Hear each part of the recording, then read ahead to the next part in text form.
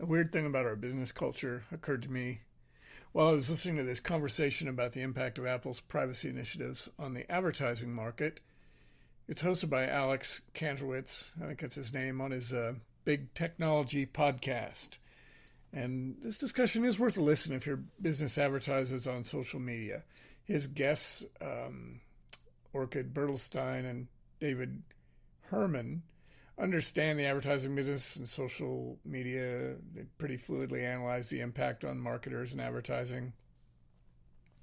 What's strange, though, and I think this is almost ubiquitous in the tech market, is the lack of vocabulary available to both talk and think about the issues that drive Apple's decision to allow users, like you and me, to opt out of being relentlessly and invisibly tracked.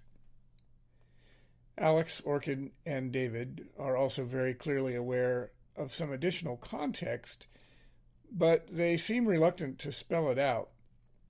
They do dance a bit around the core issue. They never quite dig into it. Facebook gathered a mind-blowing amount of data, more data about individual people than any of them really realize. A handful of journalists who cover this, I think, have a good appreciation of it, but you very rarely hear anyone talk about it. The data that they gathered on people, they call psychographic data. It's not just data about what you like and follow and share on the Facebook platforms, which include Instagram and WhatsApp and maybe another platform, I forget. They've bought a few over the years.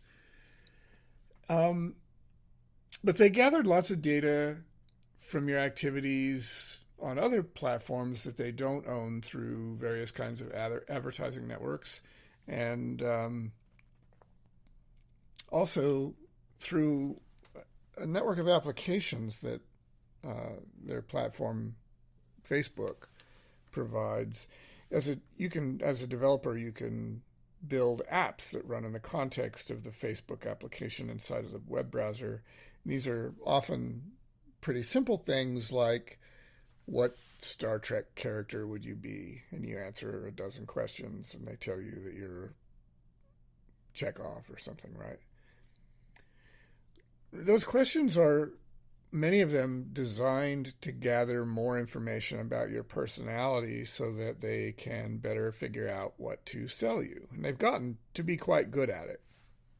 They do a lot of their experimenting also on the Instagram platform, and I have noticed in my own experimenting with that platform that they have gotten really extraordinarily good at deciding what things you might be interested in buying. Like there's a gazillion types of t-shirts with slogans on them. They will show you the t-shirts with slogans on them that appeal to you. And they are showing t-shirts with other slogans to other people. And this kind of thing, I think they're just extraordinarily good at. And partly what that means is that they have a better understanding of the psychological makeup of an individual person probably than the entire field of psychology has. And I don't know that that's really being discussed. I mean, they undoubtedly have a lot of psychologists on staff. That's part of how they decide how to build this, their giant data set. In any case, they built it over a period of years, and they have it. They've had it for a while. And then the next thing they did was they decided it was okay to sell that data to people that they knew were sharing it with the Russians. And then the Facebook executive team lied about it. And then they lied about it some more. And then they lied about it to Congress. Apple's mobile device platform has about a 50% share of the market in the United States, a little bit more than that. And their share globally is a little bit over 20%. And the advertising industry is acting like the advertising apocalypse has struck. And possibly it has, but the reason isn't really ever mentioned. Why is it that Apple's action can lead to a complete breakdown of the effectiveness of the Facebook targeted advertising system?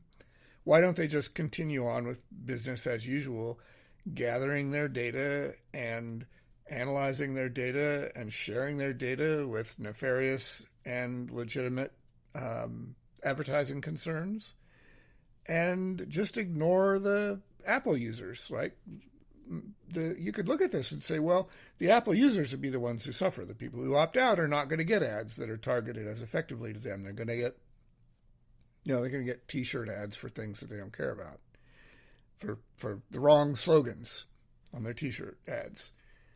And you could argue that business could go on without really much change. But the advertising industry isn't doing that. They are desperately investigating how to make advertising more effective across other platforms. They're taking some money that they used to spend on Facebook and they're spending it other places. Facebook estimates that will cost them about $10 billion. And I'm not sure over what period that is. The figure that I saw didn't have a period attached to it. But that's a lot of money, even if it's spread over several years. It might be a total for, 1 year, which would be an enormous amount of money. The reason for this is that Apple has the top end of the market for mobile devices. They have the part of the market where the money is. They have users that have the most disposable income. And it's very lopsided. And, if Apple's share of the global market is 20%, they probably have 80% of the consumers with larger amounts of disposable income. So the advertisers are very concerned about this because it's actually the Apple users that they're selling to. Many of them don't really notice or care very much about users of the Android platform because it is so lopsided.